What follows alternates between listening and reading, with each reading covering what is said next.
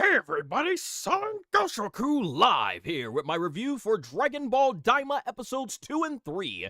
Now, it's episodes 2 and 3 here because basically, as you can see right there on the screen, I was very busy doing something last week Dragon Ball related, a Son Goku themed podcast, but this time my very first ever in-person podcast. As you can see, we got the microphones, multiple camera angles, cool Son Goku backdrops, so look forward to that dropping out eventually here on the YouTube channel. But in the meantime, we're going to go ahead and continue with Dragon Ball Daima episodes 2. So episode 2 basically picks right off where we left off with Shenlong going ahead and giving the wishes for the cast basically be turned back into kids due to Gomeh. I believe that's how you say his name. And here you see Kudin, aka Krillin, just freaking out, and you see Son Goku and Vegeta both come flying out of the sky because they were sparking and they bump each other's heads on the way down and land hard. And I just love how they were so angry, like, what the heck is going on? And then they look at each other like, holy crap,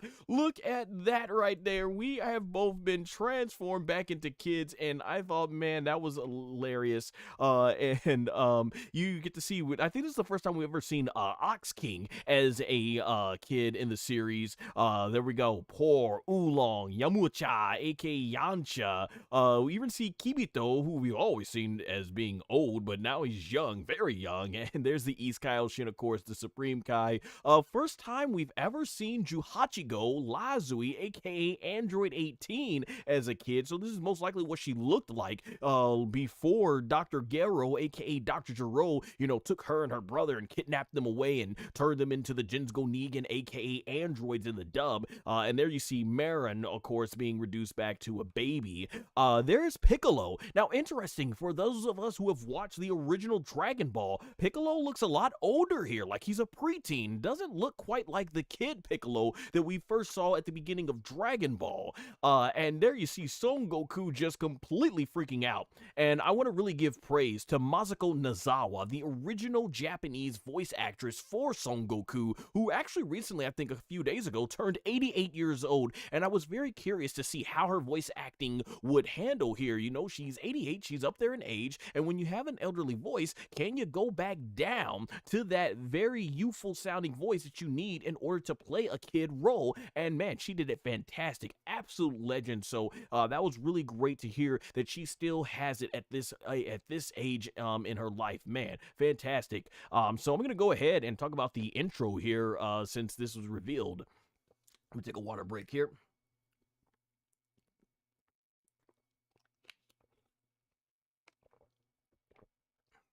All right, so of course we get the 3 Dragon Balls. So now these 3 Dragon Balls here are basically the only Dragon Balls that's needed here in the Demon Realm, and we get Son Goku reaching out for it in the opening. And then there's the big looking fish thing that I think is we'll find out in this episode is something with like the warping from one realm to the other, and in that other area where they go to get to the Demon Realm, and then of course the awesome Dragon Ball Daima logo.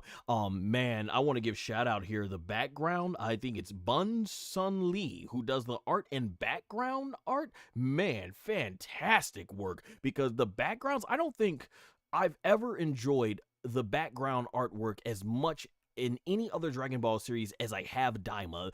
That is just fantastic art. And then we get this close-up shot basically where this blue ribbon or headband or whatever is on this stick, and it transitions over into Glorio and the East Kaioshin walking.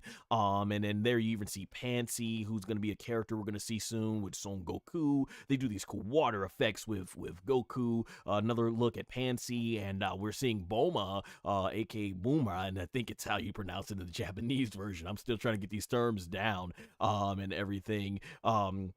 Trying to get that down and everything, but man, that was really cool to see them, Glorio. So they're looking really cool in these intros, and then of course they're getting a lot of hype, by the way, in this series. This is got my notes this time, the Tamagamis. They're the guardians of the 3 Dragon Balls, and the way they're hyping these guys up is as if they're going to be very formidable foes. So I'm looking forward, and seeing Bulma and Piccolo and Vegeta means that they're going to eventually join our other heroes here in the demon realm, and just another good look at all the heroes and villains, botch, looking at all the heroes basically. So that was really cool to see, as the kids. And then we go here to young baby Goten and Trunks and Dente, and this is a good time to mention I'm a pretty confused, because why is Dente a baby? Now, I understand, if I'm correct, the wish was done to take all the adults and turn them into kids. Meanwhile, you would turn all the kids into babies. I'm pretty sure Dente was like a teenager in the Buu saga, if I'm right. So why is he turned back into a baby? I was expecting, and I was hyped up, like, oh, cool, we're gonna see Dente the way he looked when we first saw him back in the Frieza saga. But no, that's not the case here. So I have no idea what's going on there. I don't even think I really honestly can tell you out here, unless Toriyama mentioned anything about the aging. I don't understand Namekian's aging at all, because I think Piccolo was like 3 years he went from being a kid unto almost a young adult like Son Goku. Yeah, remember, he's actually only like 4 years older than Gohan.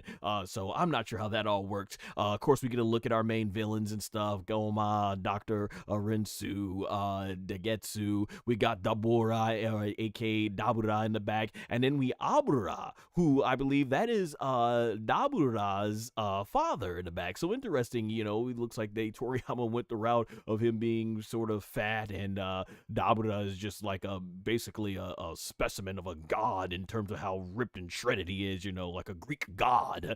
So that's really cool to see. We get this cool little eye thing in the opening, and I'm wondering what that's gonna symbolize. And then here, interesting, they give us adult Goku with the Nimboy. Is it the Nimya boy? Oh man, I mispronounced it. I forgot it. AKA known as the power pole in the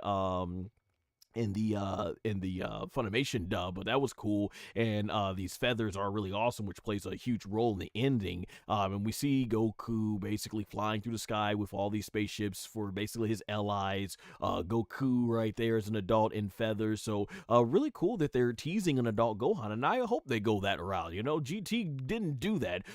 Dragon Ball GT will give you Kid Goku, but then after that we'll give you adult Goku in SS4 and then take it away. Yeah, so hopefully they go that route later on. We'll see. We get this cool looking bull thing. So that was awesome. I really love these designs. Like, this is pure Toriyama design. Just you can tell Akira Toriyama's design when you see it. So that was awesome. And then we get our main characters of this arc or series looking off in the distance as the sun comes up, and there's Glorio looking, and just this looked really cool. In the demon realm and stuff like that, and Goku with the Nimue. I totally butched that. And he starts doing all these really cool fight scenes, hitting the other Majins, and then, fighting off with Piccolo and Vegeta coming around there. So I thought that looked really cool. Awesome shot of Kid Vegeta, that was cool. And this right here, this was sick right here. Goku looking off in the distance and starting to power up into the Super Saiyajin. And, I love this gradual transformation, and then boom, SS mode right there.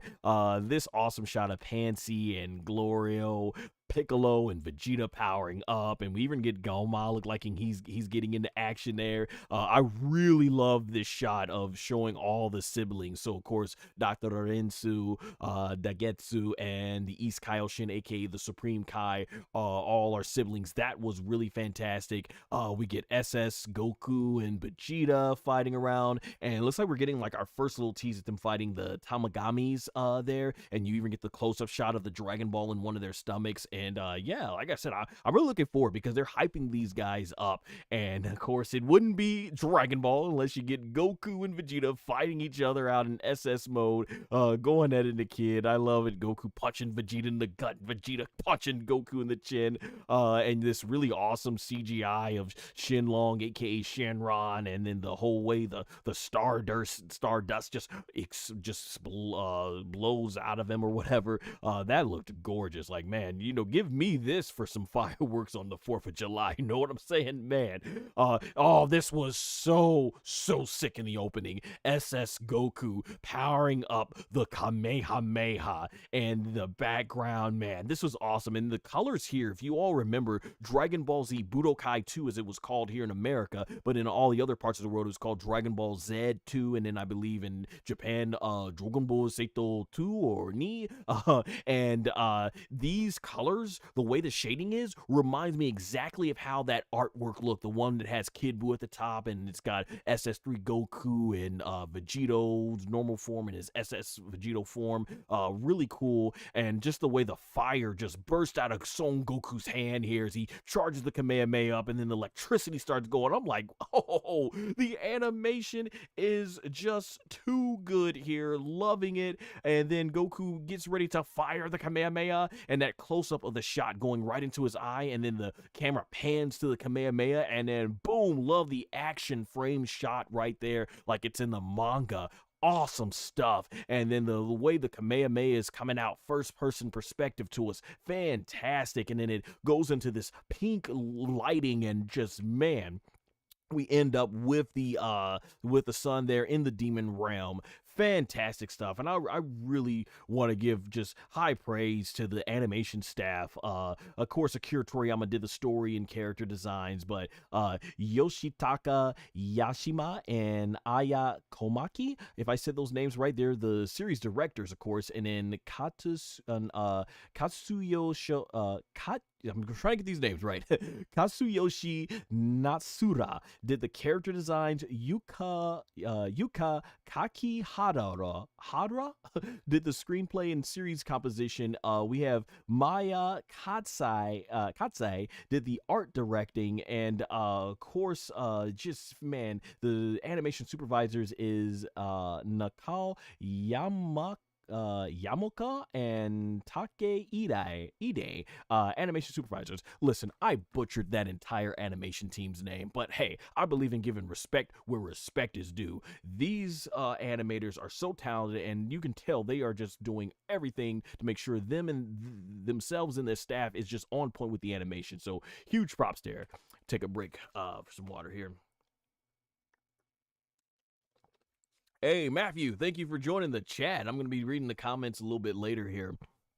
All right, so we get back to the episode, and there's Gomeh, who is just irate that his wish didn't go according to plan. He got him back in the kids, but not exactly what he's looking for. And Degesu gets him with the plan and let's go ahead and kidnap Dende.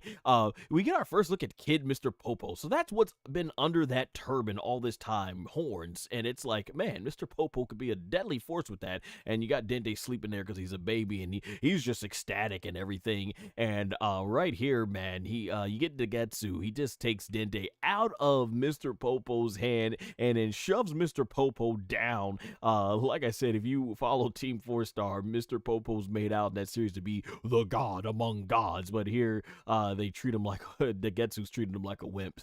And you see, there's Dende. That's how happy he is to be getting kidnapped, because he's been reduced to a baby.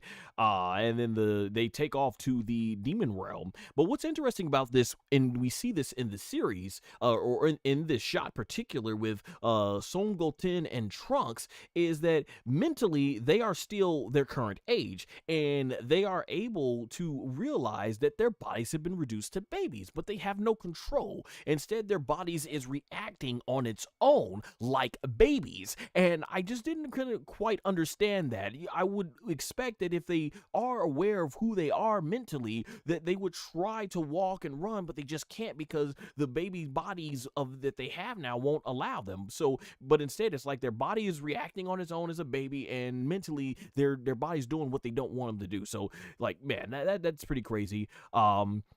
We get Goku and Vegeta just trying to figure out, and we see, just as the wish said, Gomeh asked that all their friends and family of Son Goku be turned back into kids and babies. So we see the workers here that work for Bulma.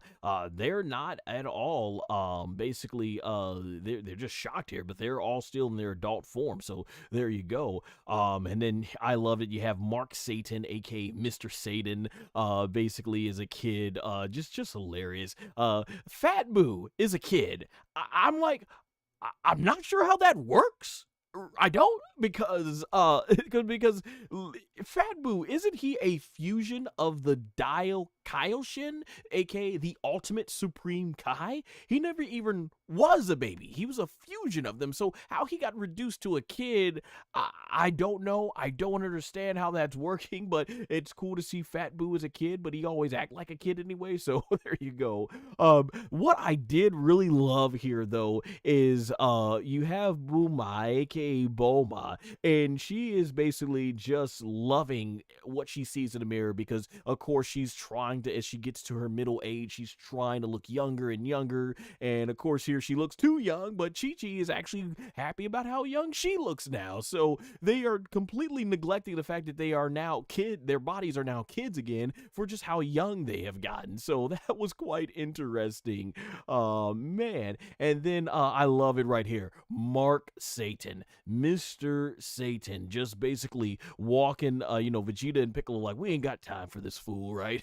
As he's saying he's gonna save everybody. I just love how delusional Mr. Satan is. Oh man. And we learned here that Goku, he tries to fly and he's going up there, but then he ends up crashing into the table. If you're a wrestling fan, by God, through the table, right? Get the Dudleys, call Devon, get the tables, right? Sorry, I'm a wrestling fan, so of course I gotta make my WWE and professional wrestling references. And Goku gets all this hot whatever soup was on him. So we get to see Muten Roshi, aka Master Roshi, as a kid here, and he's letting Son Goku know that basically he cannot fly because his body is not used to it. He's so used to flying in his adult body, so he's kind of got to learn how to retrain himself here. And I can't be the only one that thinks about this. Anybody else out there watch the show or anime or read the manga One Punch Man? Tell me, you can't tell me in this frame Muten Roshi does not look like a kid version of Saitama. Like, I just see nothing but Saitama, One Punch Man right there. And of course Roshi, he feeling, just like Boma, he's glad to be young again. So, he's up here trying to hit on the women, and it's like, boy, no, they didn't want anything to do with you when you were an old geezer, and they sure as heck don't want anything to do with you now that you're a kid. And, we start getting the idea that they're going to go to Kami's lookout basically here to see what the heck is going on. And Mr. Popo, of course, he explains to everyone about Degesu, and here the East Kaioshin is realizing, holy crap, my brother is here, and he's basically trying to go ahead and take control, or do something, because he's up to no good. And interesting lore, and that's one thing I'm really loving about Dragon Ball Daima, is that we're getting lore. So we see that Piccolo basically knows about the demon realm, and he knows about Neva, the Namekian that went there. So this was really cool. And I love that the series rewards you for being longtime fans, because if you obviously grew up with Dragon Ball Z, this was taken straight out of when Cell came to the present timeline and just left the Trunks' spaceship there where it got moss all over it. So Kibito from the land of the Kais in Kaioshins, he brings this machine back, which is all rusted and mossed over, and the East Kaioshin can't work with it at all. And Goku, he's trying to fly over this thing, and he can't go, and he ends up falling and barely hanging on to the side of the Kami's lookout. And Piccolo, he comes over here acting all tough like, you're pathetic. And then Goku's like, well, why don't you go ahead and give it a try? And Piccolo just flies, and then he loses his balance, and boom, right into the side of that tree. And Goku's looking at him like, yeah, talking all that stuff. Piccolo right there messed himself up, bleeding and all that stuff. So, before you want to start schooling somebody, maybe you should make sure first you know how to do it, right? And then, of course, they end up bringing Bulma and Vegeta to the lookout. And Vegeta, I thought, had an awesome line here. You know, he's like, he's gonna make them pay for who turned them into these brats. Make them pay for who turned them back into these brats. So I love it. I can't wait to hear what Chris Savage's gonna sound like in the English dub. And then you have Bulma, who's just tremendously smart. One of the smartest characters in the entire franchise from a technical standpoint. You know, she's already figuring out how to, you know, make this machine, this ship work and everything. And oh man, this was some more great art. They explain here, I think it was Kibito or the East Kaioshin, they explain here that Goku basically and Kid Buu, their battle, because it destroyed so much of the world of the Kaioshin, it ended up also destroying their that ship, or at least making it not work. And man, my all-time favorite fight in Dragon Ball Z is Super Saiyajin 3 Son Goku versus Kid Buu. Love this fight. It is my favorite fight in all of Dragon Ball Z. Man, and seeing them give this fight justice is fantastic. Like, even that shot right there, SS3 Goku looking awesome. My favorite form of Majin Buu, my favorite fight in Z. Like, this is fantastic. Let's go. Oh man, and just look at that Kamehameha. That's when he hit the super Kamehameha on Kid Buu. And I even love they show some love to when SS2 Vegeta. I'm glad they put the electricity in there to state that, yeah, this is Vegeta and SS2 fighting Kid Buu and the explosions. Just fantastic stuff. And Bulma figuring out how to work this, because she explains that it was going to take her about 10 days, but we get to where it takes about 2 days for her to get a little bit further, and they even build this place up on the lookout, and you see Goku training there. Phenomenal backgrounds. These backgrounds just look so epic, man, so epic. And you see Bulma working right there, and we learn that Goku's trying to learn how to close the distance now more, because he's got to fight in this short stature until they get back to normal. We get a look at Korn. Funny enough, I didn't really think Korn looked all that different. You know, he was already short to begin with. And, you know, he get the Nimboy. Oh, my gosh. You know what? I'm going to look it up right now. How the heck do you say the power pole in Japanese correctly? Because I want to make sure I get this right. I've seen it so many times, but I'm like, this is the first time I actually really sang it. Power pole in Japanese. Let me see. Neobo. There we go. All right, Neobo. So there's the Neobo, and you know, that's of course how he got from Korn's tower up to the Kami's lookout. And it turns out that Korn ends up saying that Kami Sine, is it right? Kami Sine. Oh my gosh, Mutin Roshi, Master Roshi has it. And look at Roshi is a fool. Roshi is a straight fool. Just you know, he's like, I'm young again. He's like, I'm about to pick up the girls and stuff. And it's like, no, you're a kid. You ain't picking up anything. And there you go, Turles, who Turtle. I don't know if he aged, because obviously he's like 1,000 years old. So I don't know if he would have really aged that much, or I guess he is a little bit shorter. So yeah, that was interesting. And it turns out that Muden Roshi, being the fool that he is, he's using the Niobo as basically somewhere to put his laundry out, you know, hang his tank top and his underwear. Like, wow, this is something that is holy and sacred, and this is what you use it for. Okay. And of course, when Son Goku gets the Neo Boy, aka Power Pole, back, we get some awesome animation of him like just spinning it around. Basically, this was just awesome. As you can see, man, just they really took their time with this animation. It was fantastic. And him getting in that pose, and him basically, you know, making it extend right in front of Piccolo, because yeah, I don't know if Piccolo got to see it that much, and that was cool. I wonder if that was just his payback for Piccolo talking trash about him and everything.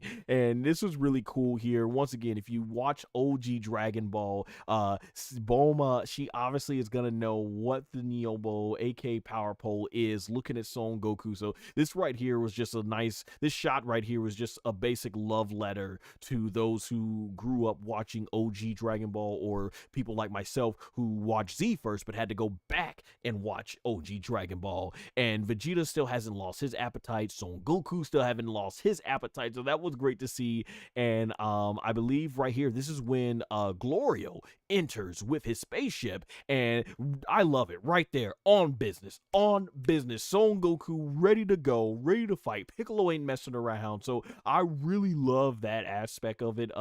And Glorio comes out, and I believe this episode was entitled Glorio, but it's funny, for an episode called Glorio, we don't get very much of the character into the very end, and he just shows up, states his name, and that he wants them to come with him to the demon realm. And he mentions about how Gomeh is the one responsible for this. And I really love this character development. I'm not sure how many people looked at it, but this was really cool character development.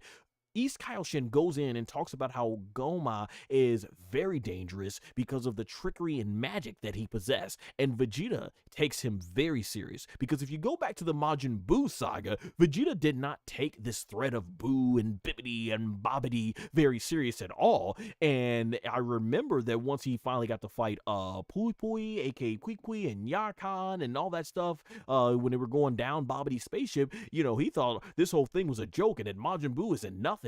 And obviously, after the year they had from everything it took to defeat Majin Buu and how out of hand that situation got it, I love that Vegeta is taking this threat seriously, and that he is not doubting the East Kaioshin. Wonderful character development, love. I love that part right there. And so I'm really curious to know what this magic is about, because you would think after Son Goku defeated Majin Buu, and we know that Gomeh was completely scared after he realized these guys were strong enough to beat Buu, what type of magic does he have to make him want a threat? Because Son Goku and Vegeta and everyone have obviously done about a year's worth of training. So I'm very interested, and Bulma here already is interested, thinking, what can I get out of this spaceship to help, you know, get the East Kaioshin spaceship up and running? So, you know, she ends up seeing enough. Vegeta once again had a funny line here, ready basically saying to Gloria, how come he can't come? He says, we've all been pushed down to pipsqueaks and you know, squeaks and stuff like that, you know, because how small they are. And basically Vegeta and, you know, Gloria's like, you know, they only a few of them can come here, only like 3 of them and stuff. So East Kaioshin and Son Goku end up riding with Glorio to the demon realm. And East Kaioshin actually is a little, you know, he's interested that he knows all about how Goku and them turned to kids, knew where their location. So he's kind of got his suspicions of Glorio. And Goku, you know, always being enthusiastic, is just ready to go into this new realm, this new adventure, and they take off, and that's the ending of episode 2. So I'm gonna go ahead and give my breakdown here of the ending theme here.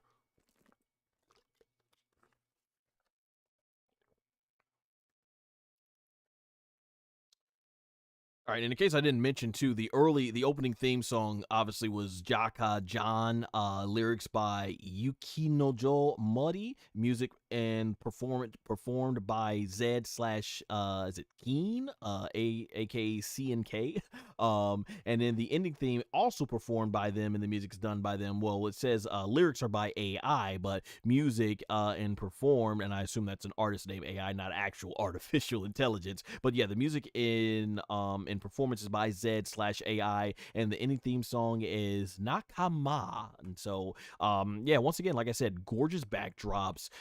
These backgrounds look amazing. Son Goku, you know, waving into the sky. We're seeing one of the Dragon Balls in the Demon World. Looks like Planet Namek. So I wonder, is this the Planet Namek in the present timeline, or is this how Planet Namek looks over in the Demon Realm? So very interested to see what this is. And you get another open world. So I'm just loving these backgrounds, and I love that there's so much to explore here in the Demon Realm. Like, that shot of the thunder in the background looks awesome. I'm interested to see what this place is right here. We get raindrops hitting the water, and then of course it grows this plant. I'm not sure if that's going to have something. Once again, we're seeing that Pansy and Vegeta and Piccolo are going to be joining the main group here. This shot is, by the way, taken right out of Dragon Ball GT. Like, it reminds me of the ending theme, the first ending theme to Dragon Ball GT. So there's a lot of similarities, like when Trunks, Pan, and Son Goku as a kid went going to different planets in the universe, and you're seeing it right here, right there. That was really cool. So it really nods itself to Dragon Ball GT. It's clear to me now, without a shadow of a doubt, that Toriyama for Daima was definitely influenced by Dragon Ball GT. But I think so far the execution in Daima has been far better than in GT. And we see them all in the new plane, or the new spaceship, probably the one that Bulma fixed. This awesome shot of the sun coming up where Goku and Glorio are basically looking in opposite directions. Obviously, they're going to be doing a lot of adventures, sleeping. Glorio sleeping with his piece in his hand, so I like it. The way Goku and Vegeta are is adorable. It's like, even though they're knocked out, they're still fighting each other with one foot on each other's faces. So I thought it was hilarious. My man Piccolo up there meditating while he's sleeping, so that was awesome. I don't know what the name of this character is, but it's a cool Toriyama design, definitely. I look at the detail they put in that fish and everything. Piccolo drinking the water, nice attention to detail. So it's just really cool to see that they're going to be traveling to all these places. I'm very interested to see what the character Pansy and what she's going to be like. And we see all the characters there. Goku running up to the hill, stops, and then looks back. And this right here is super touching because, man, I'm not sure how many people got it, but this was super touching right here. We get a bird feather that goes past Son Goku and it takes him off guard. And he looks up and all these bird feathers start coming around. And they go into the sky and they start forming a bird. And this bird starts, flapping its wings, and our last shot is the bird flying away. And for those that don't know, Akira Toriyama, the last part of his name, Tori, I think, it means like bird in Japanese, which is why his studio where he wrote and drew the Dragon Ball manga is called Bird Studio. So it's clear to me what Toei Animation did here, what the animators did. They put a nice tribute here to the late, great Akira Toriyama, as if to say that he's no longer physically here, but the essence of Akira Toriyama, his spirit and what he stood for in creating the Dragon Ball series and all his other works of art is still here with us. He's here with us in spirit, and that he's doing okay. He is fine, because he has been immortalized. And I just love this ending shot. This was fantastic. This was this right here was heartwarming because Toriyama Akira, he gave us so much, and it's beautiful to see this tribute in here, the Dragon Ball Daima. So I absolutely fantastically love this at the end. Just fantastic.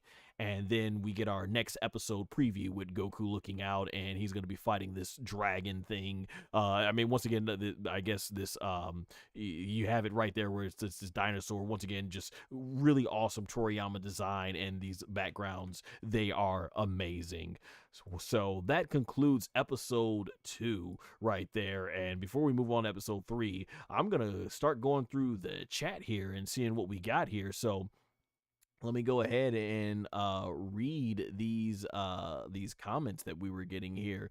So we had Matthew. Once again, thanks for joining. It's you said it's Miss Mazuko's birthday was yesterday, 88 and still going strong. Yes, she is. I agree with that.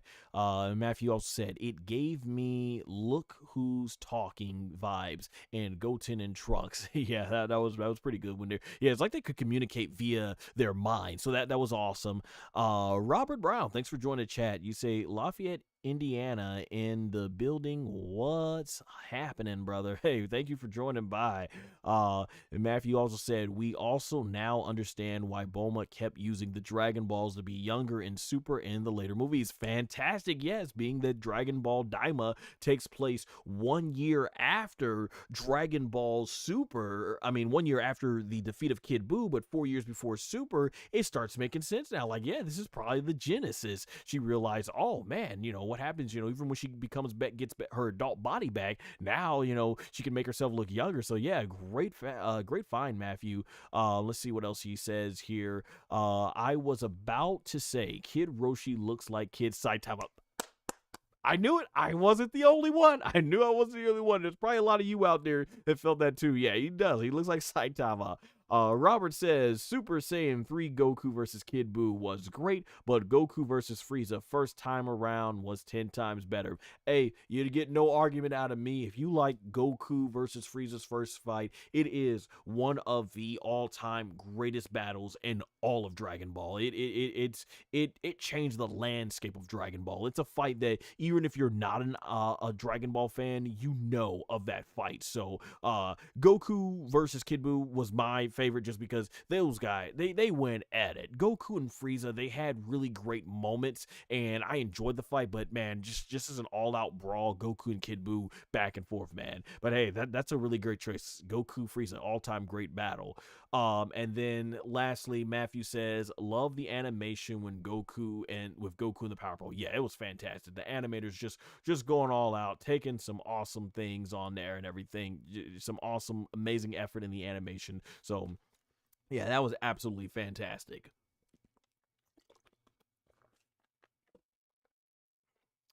All right. And now, that being said, we're going to move over to what is now episode 3 of Dragon Ball Daima. And yeah, so this was the one that dropped yesterday. So let's get into it, shall we? Alrighty.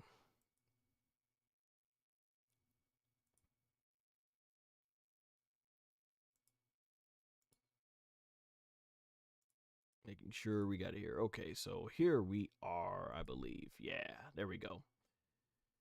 We're live here, so trying to make sure we're good there. Okay, so we are finally back up and running for episode 3. Here we go.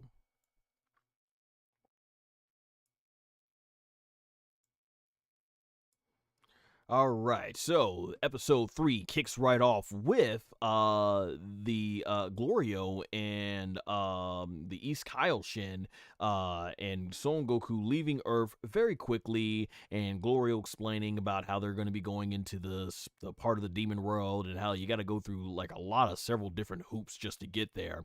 And then you get the little fish looking thing, and we learned that this is the warp station. So this big giant fish, basically, which Son Goku is completely rude, calling him a goldfish, and this thing is angry, and the East Kaioshin has to tell Goku to calm down because we might not be able to get through, especially when this thing is what allows you to go into the path that gets you to the demon realm. And eventually you see East Kaioshin, he basically is just covering up Son Goku's mouth, and the East Kaioshin basically has pointy ears, and that's what this fish thing that warps them is looking for. He sees, okay, East Kaioshin, you got the pointy ears. Glorio, you've got the pointy ears, so you're good. And what East Kaioshin, we didn't know he could do this. He can actually make someone who doesn't have pointy ears. He can turn their round ears into pointy ears, and he's like, all right, good enough, because I guess he must have not saw what East Kaioshin just did. You think with an eye that big, you'd probably be able to see it, but okay. And then of course they disperse into the realm that takes them to the demon realm, and right at that moment, East Kaioshin makes a big deal realizing that holy crap, because they had to say a 4-digit number passcode in order to get there, and Kibito is basically and he's like, I didn't tell Kibito, and Son Goku's like, it must not be that big of a deal, they'll find a way here, which apparently if you look at the opening and ending theme songs, they apparently do. And so they're spinning around, and man, this looks like it's painful, like not fun, just painful.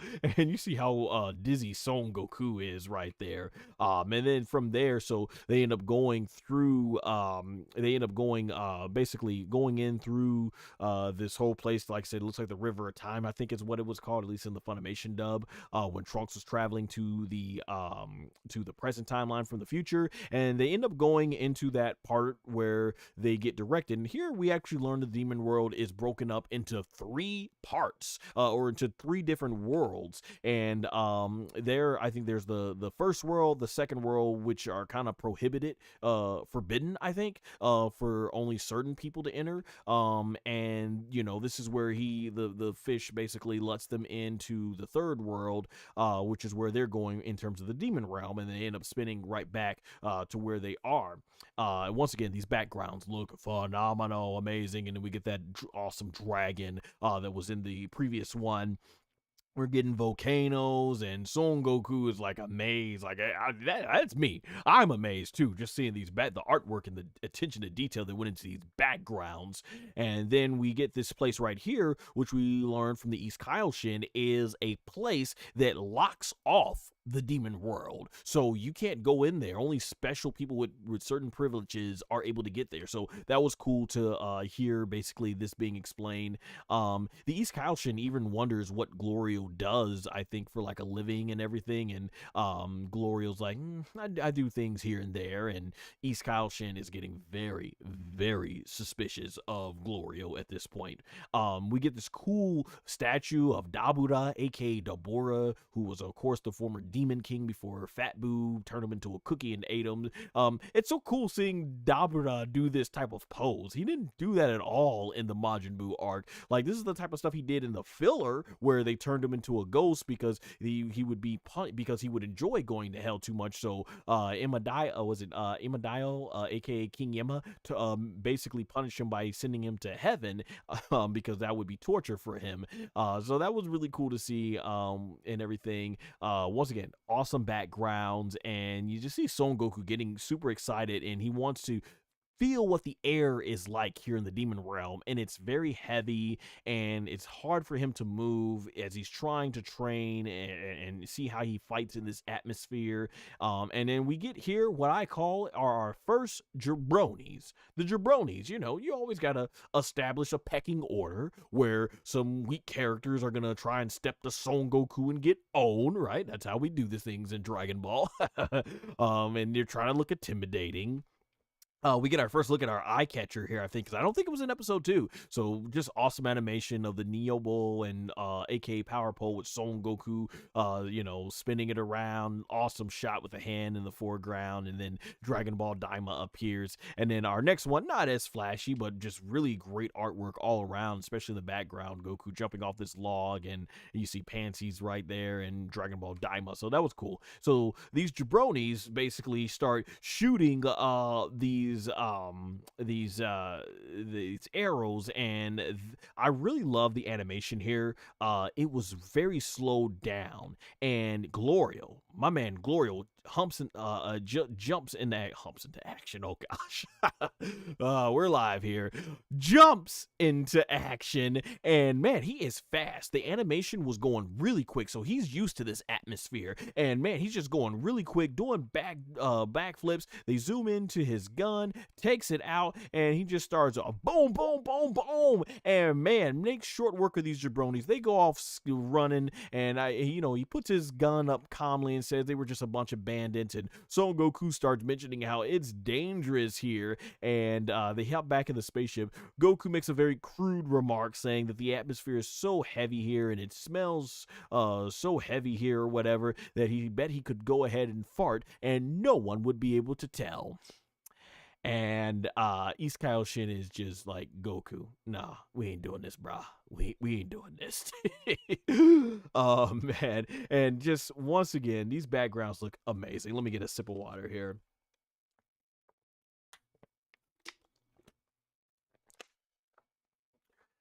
So they go into this city, or this town and everything. It looks like something you probably see out of Star Wars. And of course, Toriyama Akira was a huge fan of Star Wars. And I just really like it. And they land their spaceship here.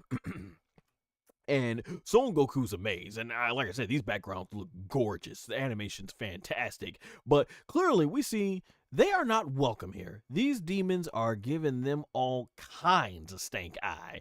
And you just see this. They're Goku's walking around. They're like, we do not accept your kind here. So they are discriminating quickly. And they go into this hotel. And this is one of the funniest parts of the episode. So Glorio's basically coming up to this guy. And he's like, we need a few about a couple of rooms. And this guy's like, you ain't getting it. I'm charging you the most expensive amount that I can, right? And Glorio's like, we need to go, he's like, this is basically too much. Like that's way too much to be charging us. And he's like, oh yeah, what you gonna gonna do about it? And then Glorio takes him, takes this guy basically by his whatever his scarf is, and Glorio's like, I'm not playing around with you. And he's going like, yeah, what you gonna do about it? And then Glorio, he just calmly opens his jacket, shows his gun, and that guy's like, oh, he changes his tune real quick. He's like, you know what? I'm sorry. Did I say it was that expensive? It's a lot cheaper. Here you go.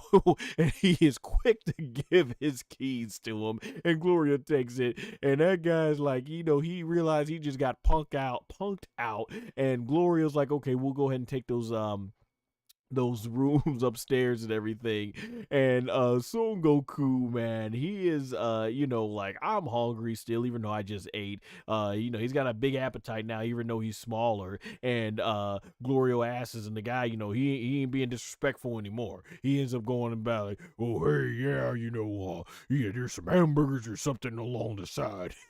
And so they go to this little hamburger joint bar, and once again, when they get in there, you can look and tell that they are not welcome. Son Goku, by the way, wants to order 5 hamburgers and stuff, and these guys are just angry. They like, we are not feeling these people. Like, we do not like this guy. Like, who the heck brought this guy here? Even this guy in the green one, he looks like some sort of reject of Piccolo. He looks like some reject of Piccolo Daima's children that he used to spit out of eggs and everything.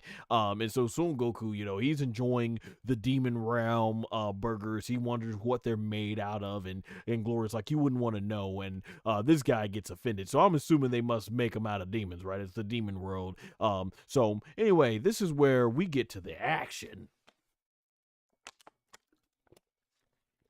So this guy starts going up and basically wants to start some stuff. And we as longtime Dragon Ball fans gotta know that this ain't gonna end well for this guy.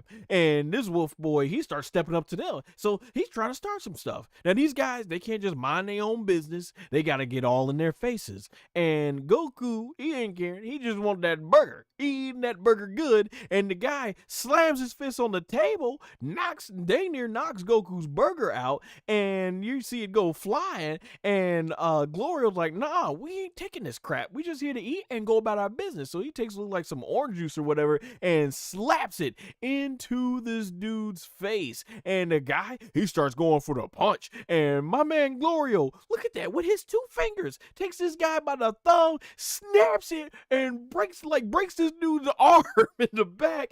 And from there, boom, punches dude in the back. Like, he's like, your will is mine now. And then he finishes the dude off with the shuriken out of the frame. I'm like, let's go. And then old wolf boy here, he like, okay, I'm gonna try some stuff. Like, as if that wasn't enough to convince you that you are way out of your league. And boom, look at my man Glorio, snap, dude with one punch, or with one hand, blocks my man's punch, takes it, twists the dude's arm, throws it to the side, and spins right around, and boom, hits him right in the chin with the elbow to the face. Sends dude flying into the bottom of where the bar is. He's like, oh, and boy is knocked out. Boy gonna sleep. And you have the bartenders like, what's going on over here? He's like, oh, and then I see Glorio. He's like, hey, can we get a couple of more of those hamburgers and some drinks? And the guy's like, yes, sir. Yes, sir. He is scared. He just walks right out of frame. Look at that boy walking like, hut, 2, 3, 4, hut, 2, 3, 4, like he got his mind right. Oh, my gosh. And Son Goku, right here, still eating this hamburger, and then this boy gonna try to come in and try a sneak attack. So Son Goku's got his back turned, and my man Goku already on the ball, takes the plate out, blocks his dude stuff with the hamburger in the mouth. And this dude tries to do a knee, and Goku blocks it with the other plate, with the burger still in the mouth. So at this point, Son Goku's like, okay, you want to step up? Let's go. And this dude, what's he gonna do? He lunges forward. Out of all the attacks he could choose, he's just gonna lunge forward, leave himself wide open, and Goku, boom, basically handcuffs this man with the plates, sandwiches his hands in between the plates, and then brushes the dude off. And you can see, man, yellow whatever this thing is scared already. The fact that Goku is doing this with a hamburger in his mouth and 2 plates, like, you're done. You just stop. And boom, Goku ends up going ahead, sandwiches the plate in between this man's face, and then goes ahead and spins this guy around. Look at that man. That man knew at this moment he effed around. This is the moment you realize that you effed around and found out, and you really regret that you had to find out, because Goku spins this man. That boy has the look of fear into his eye. He sees his fate, and Goku spins that boy around out of the frame into the table. Devon, get the tables, right? Or no, I guess he doesn't, right? Too. Got to throw my wrestling reference in there, man. And look at East Kaioshin, who freaked out a lot during the Majin Buu arc. He know these guys ain't no threat. Just there, calmly, just drinking his water, you know, taking a sip, because he know these jabronis ain't got nothing. And then my man right here, he's like, okay, I got something for you. He gonna try to come at Goku, and I love how Goku just goes calmly back to eating his burgers. And then this guy, you think he would get the lesson. He gets back up thinking he gonna try again. Gonna try to punch Goku on the side. Boom, Goku dodges his stuff. Then he goes in for a kick. Goku dodges again. And look at my man Goku, still with the burger. He's like, I just want to eat my burger. Comes in with a spinning kick. Boom, knocks the guy down on the ground. And then catches his balance with the burger in hand. Throws it in, eats it, and swallows it and starts stretching like I love when they underestimate Son Goku. Like, man, this was fantastic. Like you don't mess with these jabronis. You gotta come up with something if you want to mess with Goku, and they already trying to gang up. So then this dude right here, big old yellow, I don't know, whatever disease looking thing this thing is, he comes out of the side. He gonna try to step to Goku like he gonna do something. Okay, so what's he do? He does the weakest thing you could do. I'm just gonna lunge. Boom. Goku dodges. Guy lands on his floor, and if you're a wrestling fan, you really love this one. Goku jumps in, and how does he decide to attack? I'm like, yo, he hit him with the Macho Man Randy Savage elbow. Macho Man Randy Savage. Oh yeah. Hit him with the elbow. Oh man, somebody must be a wrestling fan on the Dragon Ball Daima animation team. So I was loving this, and then Goku doing the back flips. Look at that. Goku doing the backflips. And Goku says, hey, this is really good training for me to go ahead and get into shape with this, this smaller body in this atmosphere. So Goku's just taking this as all fun. And then this ugly guy just like, okay, what's he gonna bring to the table? He brings a big giant axe and he swings that thing. Goku dodges and Goku's like, hey, what are we doing here? He's thinking, oh, y'all real serious now, huh? And this guy, he's gonna try to do something. And obviously here we see Thor. He is not. Thor, this guy, is definitely not. And Goku's like, what? Like, come on, bro. Look, this man is struggling for his life. All right. If you're going to bring something to a fight, a giant weapon, you best know how to use it. What the heck is this guy? And Goku's like, I ain't got time for this. Look at this guy. Looks at the fear in his face. Boom! Goku knocks this guy out in the side of the face. Boom! Knocks him down. He's gone. KO. And you got the two jabronis in the back who still ain't learned their lesson. And this part right here was cool. They kept it as one steady shot. Goku, this guy, like these guys are some jabronis. Come on. Out of a punch, a kick, a takedown, you go for a lunge, you leave yourself open. I'm like crazy, man. And so he lunges. Goku jumps over this guy. Guy lands on all four. Goku jumps on the side. And look at my man Goku. In mid-fight, he goes back on the table, grabs himself a bite of the burger, does a backflip, spinning kick into this guy to get himself a bite. Guy's gonna try to, he's Seth Rollins now? He gonna try to do the curb stomp? Boom. Well, that ain't get him nowhere. Goku does another backflip, and I love this guy right here. This guy tries to whack him with another giant. I guess he finally found some sort of big weapon that he could use to destroy it, to whack him with. And then Goku comes in, and then boom, watching my man Goku with a cool break dance. Boom, gets ahead and gives this guy trips this guy up. jumps up under his other leg, turns around to go for a tornado spinning kick, and bam, sends this guy out of the frame, and then, all while still eating his burger, turns around, takes another bite, finishes the burger. My man Son Goku finished the burger. How do you... Are these villains just not some of the most sorriest people we've ever seen in Dragon Ball? How do you get your butt kicked by a kid who who's at 90 degrees, not even a full turn, finds time to finish a hamburger while he's in mid attack, swallow it, and then boom, dodges and then punch like, go. That's how sorry this guy is. Goku left himself wide open. These guys couldn't do nothing.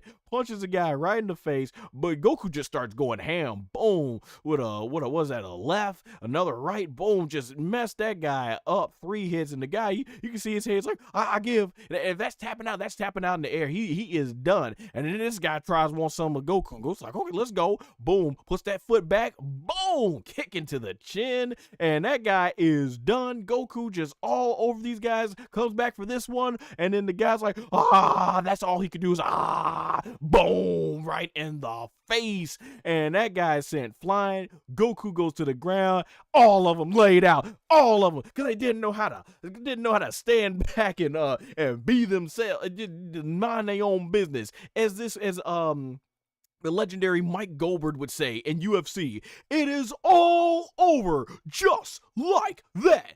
All of them humbled. And you get this one guy here, he's like, huh? Oh! I loved it. Like, he's like, he would be best. He is not gonna try and F with these guys. And Goku is, just happy as ever. And he's like, after all that, I still want some more burgers. So he tells the other guy, like, hey, fix us up a couple of more burgers. And the guy's like, yes, sir, yes. Whatever issues this man had, the bartender's like, I don't want none. They are like AJ Styles in WWE. We don't want none. You don't want none, right? that theme song. And he gets to cooking. Boy, got the boy bending over trying to fix them burgers. Like, man.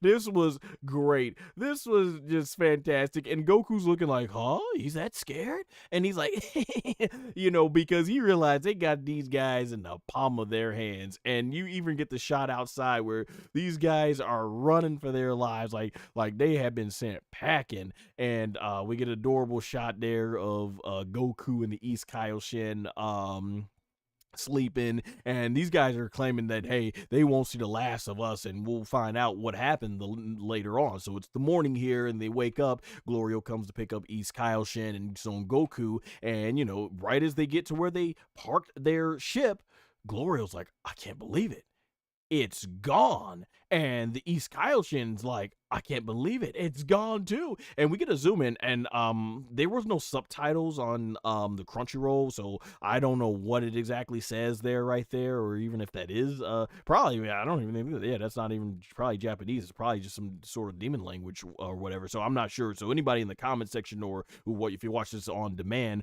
please let me know what that says, because I have no idea. But I'm assuming it must have been those bandits that stole their spaceship, and they wrote, hey, we got you back for it. And the episode ends with Goku being like, what? Like, he just, Masako Nozawa did a tremendous my terrible Masako Nozawa impression, but man, the way she sold the reaction was absolutely great. And then we get the ending shot there, and it goes into what the next episode's gonna be, and obviously it looks like we might get our first look at the Tamagamis, and we get shots of Son Goku basically fighting, looks like some other henchmen, and he looks more serious here than he was those jabronis that he beat up in the in the bar and stuff. I'm gonna say, man, I thought this episode 3 was fantastic. I love the backgrounds, I love the new world that we're seeing with the demon realm. I love the action. The action was fantastic. Just a reminder why I just love seeing people in Dragon Ball underestimate Son Goku and get dealt with. So that was really fantastic. All right, we're gonna go to the chat here and see what you all had to say here. The few people who are watching this, see what you had to say here. and stuff like here. Let me get a sip of water. All right. Looks like Matthew made one more comment, and he said, "I love this whole scene. Goku taking out a bunch of Demon Realm guys while wolfing down burgers." I'm right there with you. You saw how much I was just going crazy over this. This scene was fantastic. Like it was a great action scene. Like obviously we're gonna probably get some more awesome, really giant battles and everything. We're gonna get some more awesome, dramatic, giant battles, but I thought this was a good introduction, especially since this is where it's going to. Oh my gosh, I cannot believe botch on my chat. Episode 2, there we are. Episode 3, let me go back to my other one, make sure I was good there too.